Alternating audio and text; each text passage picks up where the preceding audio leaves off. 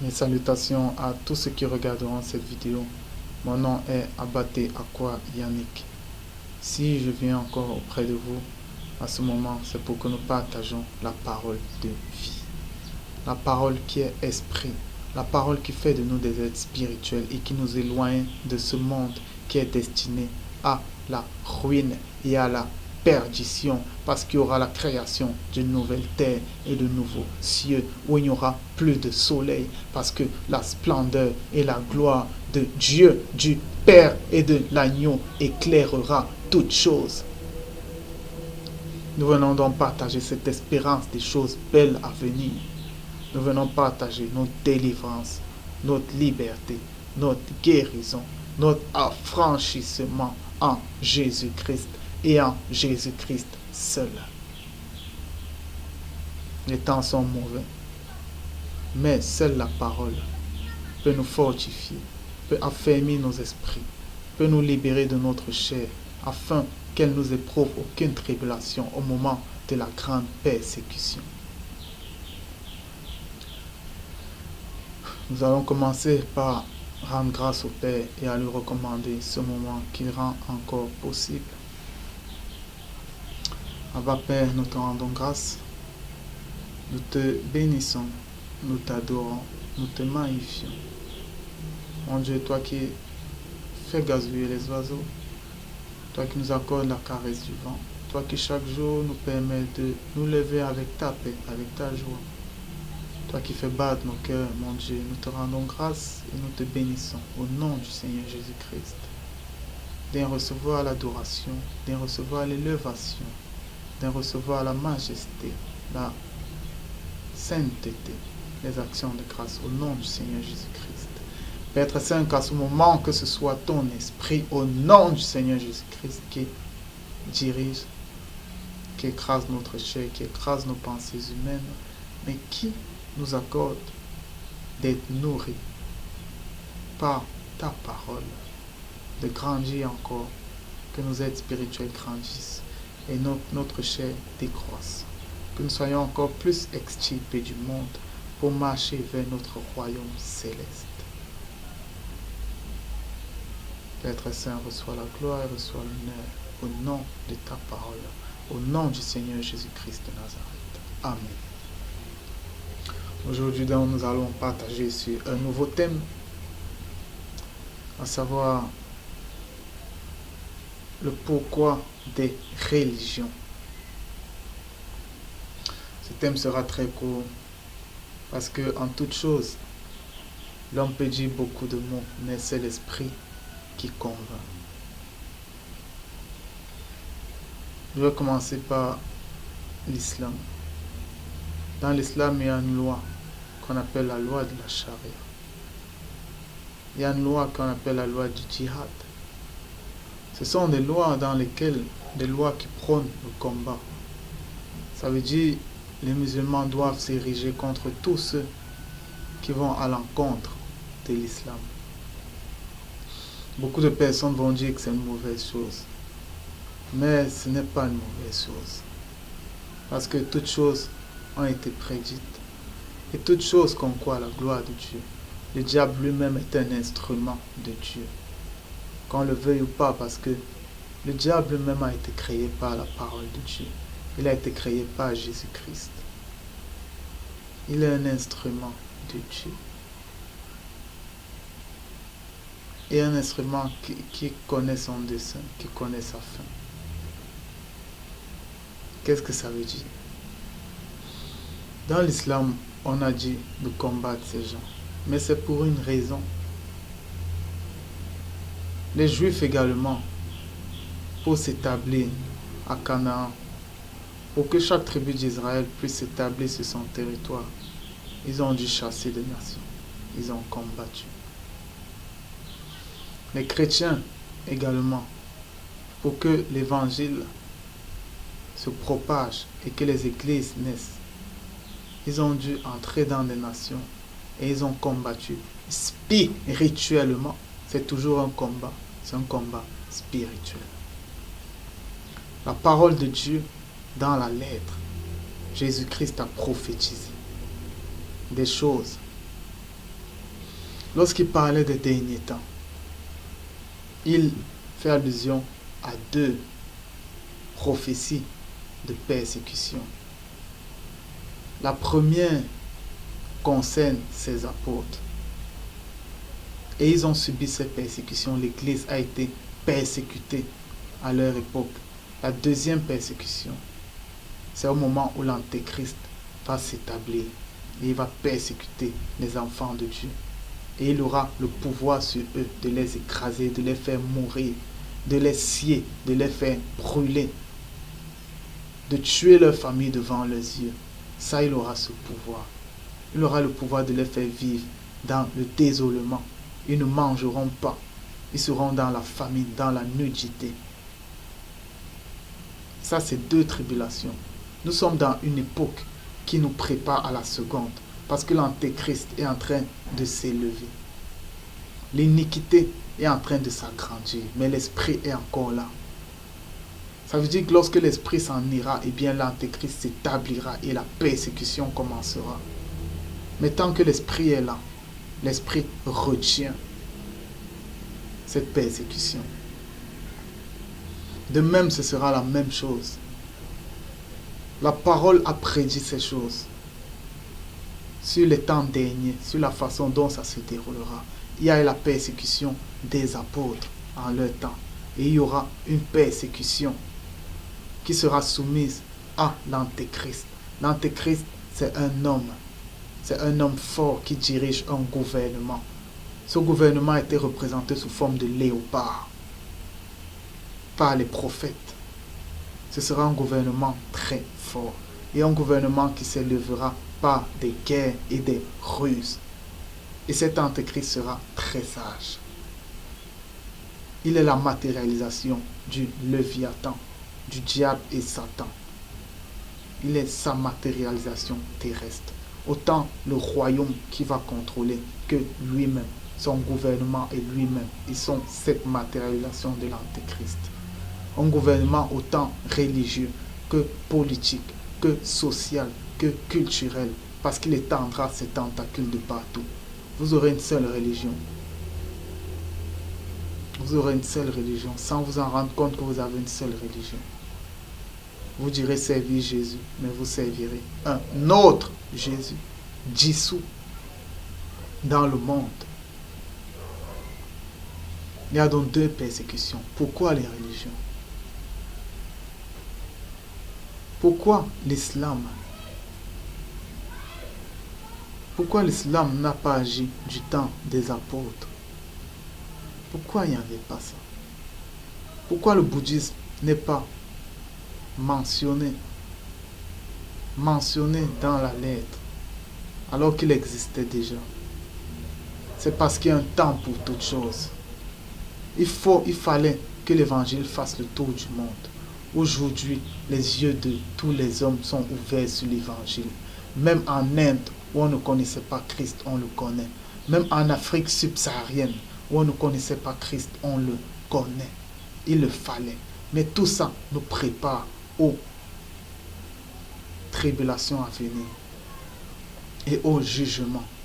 Le pourquoi des religions.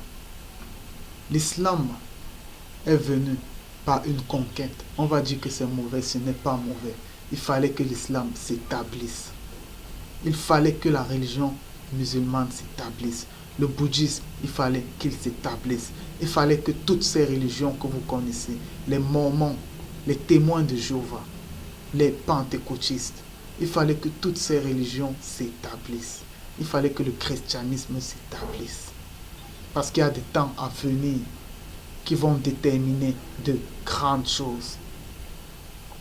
Lorsque la tribulation, lorsque l'antéchrist va s'établir dans le monde et qui va, parce que son rôle premier, ce sera persécuter les chrétiens. Il va mettre d'autres artifices. Il va diriger la politique, il va diriger le gouvernement, il va prôner la paix aux hommes. Mais son rôle secret, ce sera la persécution des chrétiens et leur mort. Ou encore, la perte de leur foi. C'est sur ça qui sera basé. Mais maintenant, à ce moment précis, étant donné que toutes ces religions, vous allez dire que l'islam a le djihad, mais l'islam c'est une religion de paix, que vous le voulez ou pas. De nos jours, il y a beaucoup de musulmans qui demeurent avec vous. Ils n'ont jamais fait le djihad à côté de vous. Ils n'ont jamais fait la charia. Ils vivent avec vous. Ils vous sourient, ils sont vos voisins. L'islam, c'est une religion de paix. Mormon, c'est une religion de paix. C'est une religion qui prône la paix. Dans leur livre, la paix est prônée. Les témoins de Jéhovah, c'est une religion de paix. Dans ce temps de grande tribulation, eh bien, il y a des gens qui vont aider les enfants de Dieu. Un peu comme la prostituée avait aidé les enfants d'Israël lorsqu'ils sont entrés à Jéricho. On les cherchait dans toute la ville, mais elle les a abrités. Elle n'était pas de Dieu, mais par son acte, elle a été justifiée. Elle a été justifiée par son acte. Parce qu'elle a veillé sur eux. Les sages femmes, à l'époque de Moïse, lorsque Pharaon a décidé et a dit aux sages-femmes de tuer tous les enfants des Israéliens, eh bien les sages-femmes n'ont pas voulu. Et qu'est-ce qui s'est fait par la suite? Dieu a béni les maisons de ces sages-femmes. De même, dans ces temps-là, les religieux, ceux qui veilleront, parce que les enfants de Dieu seront persécutés, ils seront persécutés, ils auront faim. Ne voyez pas, ne vous attardez pas, ne vous attachez pas à ce monde. Ne dites pas que vous êtes venus dans ce monde pour vous enrichir, ou pour avoir de belles familles, pour avoir des enfants, des femmes et tous. Non, c'est beau, c'est bien, ça glorifie Dieu. Mais ne vous attachez pas à ça. Ne vous attachez pas aux maisons, à ces choses. Parce qu'il viendra un temps où toutes ces choses vous seront enlevées. Il viendra un temps où vous serez écrasés. Vous serez les balayés du monde, comme les apôtres étaient. Vous serez persécutés, vous vous enfuirez d'un lieu à un autre, d'une montagne à une autre. Parce qu'on vous cherchera pour vous tuer. Eh bien, à ce moment-là, il y aura des religieux, il y aura des musulmans qui, parce que par la lettre, ils ont connu la paix. Ils ont connu la volonté de Dieu dans la lettre, sans l'esprit. Mais ils savent que voici le bien, voici le mal, parce qu'ils sont dans la loi. Et ils feront du bien. Certains parmi eux feront du bien. Il y aura des musulmans qui vous abriteront chez eux, qui vous nourriront. Il y aura des mormons qui vous abriteront, qui vous nourriront. Il y aura des pentecôtistes, des adventistes qui vous nourriront, qui vous abriteront. Il y aura des témoins de Jéhovah. Il y aura même des gens du monde qui ont une bonne conscience et qui ne seront pas voilés par la méchanceté, qui vous abriteront. Quand je parle de gens du monde, je parle des gens qui ont quand même un bon cœur. Je parle des gens qui ne sont pas attachés au mal, mais qui, par bonne conscience, sans savoir comment, ils sont des gens de bien. Il y a des gens comme ça dans le monde. Eh bien, ils vous abriteront. Lorsque vous serez blessés, lorsqu'on vous lapidera, lorsqu'on frappera sur vous, lorsqu'on vous frappera à la machette, à la hache, ils vous prendront chez eux et ils vous soigneront. C'est pour cela que les religions existent. Pour que ceux qui sont bien, parce que Dieu veut sauver tous les hommes. Il veut que tous les hommes héritent de son royaume. Et dans son royaume, il y a le paradis. Mais dans son royaume, il y a également un lieu parfait où restent ses enfants. Ce lieu, c'est le royaume céleste. C'est le royaume spirituel. Mais dans la demeure du Père, il y a plusieurs lieux. Il y a le paradis. Il y a la nouvelle terre qu'on appelle paradis. Et qui sera réservée aux nations, aux religieux, qui se sont bien comportés selon les enfants de Dieu. Et c'est pourquoi dans la parole, Christ dit que lors du jugement, lorsque les gens reviendront à la vie et seront devant le grand trône, il dira, venez à moi, béni de mon Père, parce que lorsque j'avais faim, vous m'avez donné à manger. Lorsque j'avais soif, vous m'avez donné à boire. Lorsque j'étais dénudé, vous m'avez vêtu. Ils vont dire, quand l'avons-nous fait? Il va leur dire, lorsque vous avez fait ça à l'un de mes frères, c'est à moi. Il leur parle de la grande tribulation. C'est de la grande tribulation qu'il leur parle. C'est de cette tribulation qu'il leur parle. Les religieux seront sauvés parce qu'ils seront bons avec les enfants de Dieu. Parce qu'ils ont lu la loi et ils ont pris ce qui est bien dans la loi. C'est pour ça qu'ils seront sauvés. Et c'est le pourquoi des religions. Il faut que toutes ces religions soient établies pour que de tout ça, il ressorte le reste de Dieu. Parce que le reste de Dieu est supérieur à la religion. Il faut que par votre vie, vous témoignez que vous êtes enfant de Dieu. C'est pourquoi Paul, inspiré de l'Esprit, disait déjà dans la lettre écrite qu'il faut qu'il y ait parmi vous des sectes pour que vous, qui êtes dans la justice, vous soyez un témoignage vivant de la vérité de Dieu. Ça veut dire qu'il faut qu'il y ait des religieux. Mais il faut que vous, parce que vous vivez par l'Esprit, et l'Esprit est supérieur à tout, qu'ils voient que celui-ci, il est différent. Bien que nous vivions tous dans la vérité, lui, il est supérieur. Et vous êtes supérieur parce que Christ, la parole de Dieu, est venu parfaire la loi. Ça veut dire amener la loi à la perfection. Ça veut dire vous vivez selon la loi et vous vivez selon la perfection de la loi. Et ceux qui vivent selon la loi se rendent compte que vous êtes supérieur à eux. C'est pourquoi les religions existent. Parce que le religieux est prédestiné au temps de la grande persécution. Il est prédestiné pour vous aider parce qu'il connaît le bien selon la loi. Mais ce n'est pas tous qui vous aideront. Il y aura d'autres qui vous livreront devant les tribunaux. Il y aura d'autres qui vous tueront en croyant rendre culte à Dieu. Mais lorsque vous serez enlevé en tant qu'enfant de Dieu et que vous serez assis pour le jugement, eh bien c'est vous qui les jugerez. Vous êtes une histoire écrite. Toute la vie, tout ce que nous vivons, les enfants de Dieu sont des signes. Ça veut dire tout ce qu'on vit est écrit pour les enfants de Dieu. Maintenant, tous les êtres humains, ils viennent mettre une phrase dans votre histoire. Et si cette phrase est bonne, eh bien, ça les justifie. Parce que vous êtes la justice de Dieu. Ça veut dire si un musulman, lorsque vous êtes dans la tribulation, dans la persécution, dans la nudité, dans la famine, dans la soif, dans le dénuement, il vient écrire que X, qui était musulman, a donné à boire à tel qui était enfant de Dieu. Il s'est justifié. Le livre de vie dans lequel sont vos noms, eh bien, il y a des noms de religieux qui s'écrivent. D'autres vont vous faire du mal et ce sera leur jugement. Tout est basé sur les enfants de Dieu. Si ce monde existe, c'est pour les enfants de Dieu, rien d'autre. C'est pourquoi toutes choses sont spirituelles, rien n'est charnel. C'est le pourquoi des religions. Ne dites pas que l'islam a la charia et tout, c'est prophétisé. Ça devait être comme ça. Si le judaïsme existe, c'est prophétisé. Toutes ces religions existent, c'est prophétisé. Parce que dans la grande tribulation, tout le monde aura les yeux ouverts et beaucoup plus les religieux parce qu'ils connaîtront ce qui est bien et ce qui est mal. Certains vous aideront, d'autres pas.